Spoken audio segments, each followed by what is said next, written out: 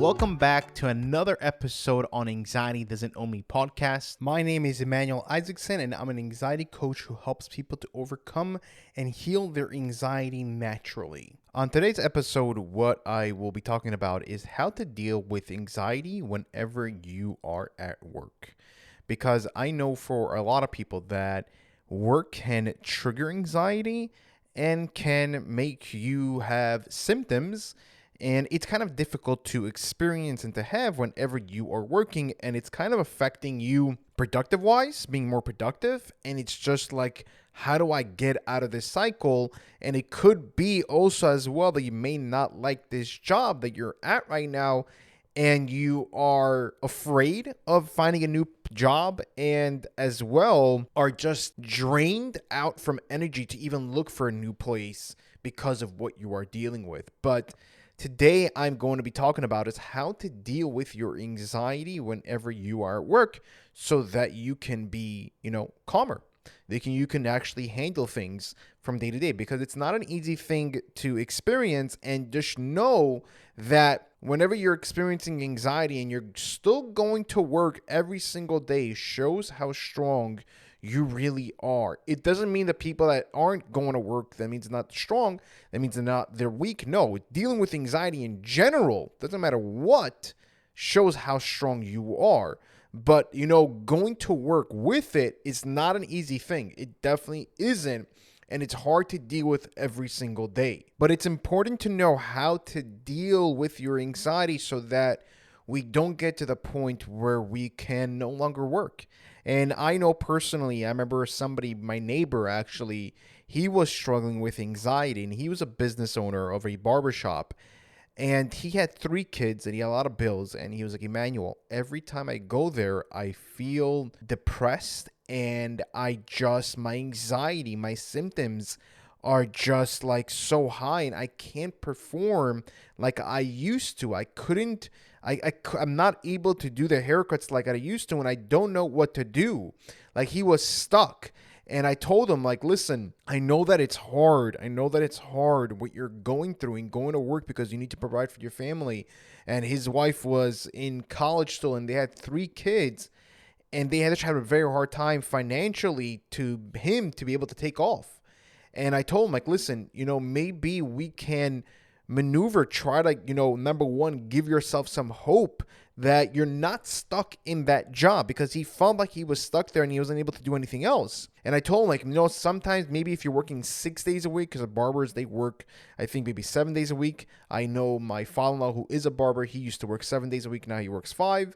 But I told him, like, listen, I know I don't understand the entire business, but maybe we can start looking at it differently and maybe try to find ways where you can start, having a little bit more vacation so that you can take care of your mental health right now. Because I told him, think about it long term. I know short term you need the money, but long term, is it going to be beneficial for you? Because if you continue this way, where do you think you're going to end up at?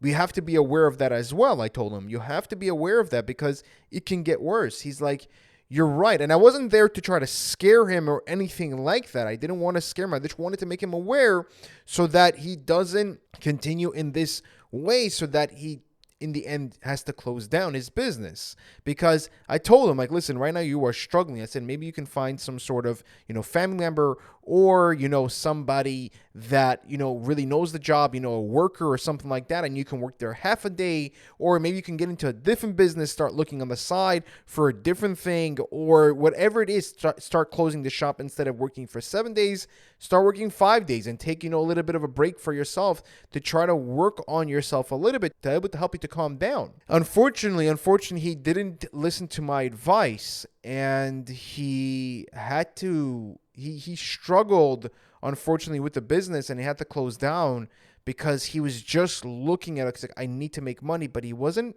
healing himself. He wasn't taking care of himself, and eventually the mind and body just gave out, and he had to close down his shop, and he had a lot more issues after that. But I want to make you guys aware that I understand that some people, they're in a financial difficulty, and it's hard for them to just, quit their job and just like, that's it, I can't work, because they have bills and they have things, and because life doesn't stop for us. It doesn't stop for us, but we need to be able to at the same time heal ourselves and to understand that that is important and look at the long term. Look at the long term. Don't look at the short term. The short term, every single successful people, they always say, look at the long term. What's going to be beneficial long term? Because short term, yeah, we're going to make the money right now, but our mental health long term, it's going to get even worse. So what can we do in order for us to be able to handle our anxiety so that we could be fine whenever we're working? So that we could be fine in whenever we're looking for a different place that makes us feel better, because it could be the environment that you're in. And we don't want to be in a negative environment. We want to be in a more positive, more supportive environment, more caring environment. Like I have one client, she actually is able, look how amazing her job is. She's able to take an hour off every single day. They gave her an hour of every single week, once a week, to be able to have a session with me. That's amazing. That's an amazing place. That's an amazing that actually cares. And she was able to speak with them about it, and they were fine with it. They were fine. Like, yeah, no problem. If this is something you need once a week for 1 hour, and we're able to do it every single week. And it's been already a few months, and it's been amazing for her. So it is important to understand, okay, you know what? Am I in a very positive environment? Because in some places are not. And we can actually speak. We can actually talk to our management or wherever it is that's on top of us to be able to speak with them and tell them, like, okay, you know what? I am struggling with this and this and that. And like one of my clients, she was able to get once a week, 1 hour out of her day to be able to speak with me so that she can actually work on herself. So we can speak to them about that and see what options that they do have. Something that they do have to be able to help us out.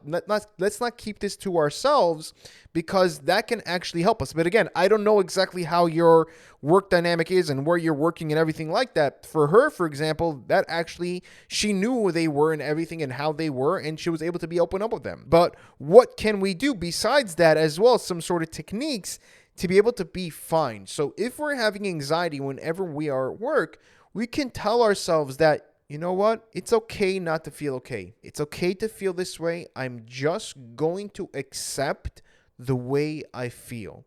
It's a very uncomfortable feeling. I'm just going to accept it. I'm going to accept my thoughts. I'm going to accept my feelings. I'm going to accept the physical sensations that I'm experiencing. I'm not going to fight it. If I'm going to have a panic attack, I don't care if anybody sees me or anything like that. Again, when you're telling yourself this, by the way, guys, you are not going to experience that, because you are literally not being afraid of having a panic attack, because you're fine with having a panic attack, which informs the amygdala that there's nothing dangerous about having a panic attack. You understand? I hope that's clear. But whenever we tell ourselves that, it's reverse psychology, and that helps us to calm down. That helps us to be in a much calmer state of mind. So we can tell ourselves, I'm going to accept the way I feel. It's okay not to feel okay. We can also tell ourselves that we are in a safe place, because whenever we're having anxiety, we feel like we're not in a safe place. We don't feel that we are in our safe zone. So we can tell ourselves, you know what?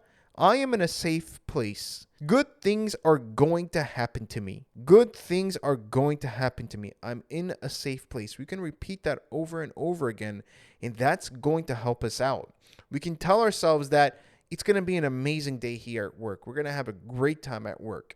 We can look at work more. If work itself is causing you anxiety and you hate your job, we can focus. We can focus on the positive things about your job, like saying, you know what? My job actually able to provide for my family. I'm able to have money to be able to buy things. So there are positivities to it, and we should look at the positivities of our job. Now, you have to understand, I'm not saying that you can stay, if you don't like your job, that you should just stay in it. No. We can find different things. Try to search different places, things that you are looking for to be able to feel much better with yourself. Because again, guys, it might, by the way, be a pay cut for a little bit. But if it's going to help your mental health, it's definitely worth long term. It's definitely worth it. It's going to help you to feel much better. As well, whenever we are at work, guys, take a break a little bit. Take a break. Take a moment and say to yourself, you know what? For the next 5 minutes, I'm just going to take a break. Don't look at your phone. Don't look at social media or anything like that, especially what's going on in the world today. We don't want to look at social media. It's going to increase our anxiety. It's going to make us feel anxious, and We want to just sit there and just be there.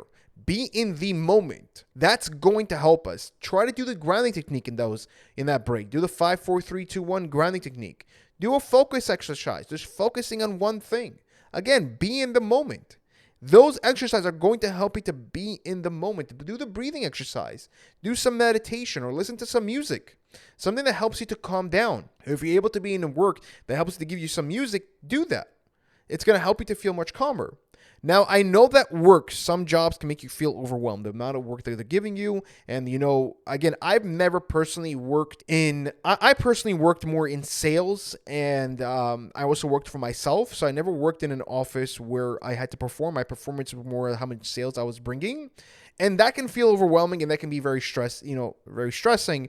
But if we were going to focus on our performance, okay, you know what? Like for me, for example, I have to hit 20 sales a month. Okay, I didn't hit my 20 sales. Like, what's going to happen? Like, in the beginning of the month, I used to focus right away. I have to hit the 20 sales. Like, how am I going to do it? It's so hard. It's too much. And that's what I used to tell myself. Like, wait. Let's focus at one phone call at a time, one sale at a time. I'm not going to focus on how much I need to get. I know I need to get to the 20 sales, but I'm just going to focus at one thing at a time. So if you have a task at work, don't look at the entire thing, what you have to do. Focus on one thing. That is going to help you to get your focus just in the moment. You see, living in the moment helps you. So if we say focus on that one thing that we need to do instead of what we need to accomplish, the entire task, that's going to help us to make us feel much better, because again, you are not focusing on what you need to do and what you have to do. You're just focusing in the moment because you have no idea what's going to happen in the future. And if you take one step at a time, you will get there eventually. And I know a lot of people, they're very nervous. They're very nervous because their anxiety is not making them productive as they used to be. And they're afraid of being fired. And they're focusing on that. Like, you're focusing in, are they going to fire me because I'm not as productive or I'm not as good as I used to be? Are they going to fire me? And you get nervous about it. If you're going to be nervous about it and you're going to focus on that, that is going to make you, what's that going to happen? It's going to increase your anxiety. It's going to make it worse. So instead, tell yourself, they are actually very happy with me. They are actually happy with what I have to do. I am actually a great addition to the team over here. I'm very valuable. You see, confidence, guys, self-esteem is very, very powerful. It has a lot to do with our anxiety. And I know that the production right now is not as it used to be, guys. I'm not trying to fool you, but we want to fool ourselves with our anxiety. Because that way we're able to feel much better and we're able to feel much calmer. Because whenever we're calmer, we were able to be productive much better. So whatever needs to be done in order for us to produce much better results, we should do that, because that's going to help us. So when we tell ourselves like, oh my God, they're going to fire me, I'm not doing a good job, I'm really slacking lately, they're definitely paying attention, that's just creating more anxiety. Instead, tell yourself, you know what, they're really happy with me. I'm really productive. I'm actually a very valuable addition to this team. I'm irreplaceable. I'm unique. I bring something to this job that nobody else can. This is some things that I used to tell myself as a salesman whenever I was working, and I was on top. I was the number one salesman in my office because of that. Because I wasn't focusing on what I wasn't doing and how I was lacking in certain things, and I wasn't focusing on everybody else and what they were doing and how much sales they were bringing in. I was just focusing on myself and telling myself, okay, man, you're doing a great freaking job over here. And I would focus on one sale at a time. That's what I used to do. So these are just some things that you could do, and the certain mindset that we need to build ourselves so that we could be fine being at work. You understand? Again, I know that it's hard. I'm not saying that it's easy to do this. I'm not saying it is, but we need to understand our mental health is very, very important. Just like our physical health is important, and we're not able to go to work if we don't have physical health. Same thing with our mental health. We need to have a good mental health in order to be able to work, in order to be very productive, in order to be fine in our lives, to be happy with our lives. And sometimes we may need to take a step back in order to take a step forward. If you did like this episode, please click the like button and leave a 5-star review. The reason why I ask is because this way we're able to reach more people, and the more people that we can actually reach, the more people that we can actually help. Because my mission in this world, my purpose is to help people to overcome and heal their anxiety naturally and show them that it's possible to overcome. Thank you guys. Take care, and I'll see you guys in the next episode.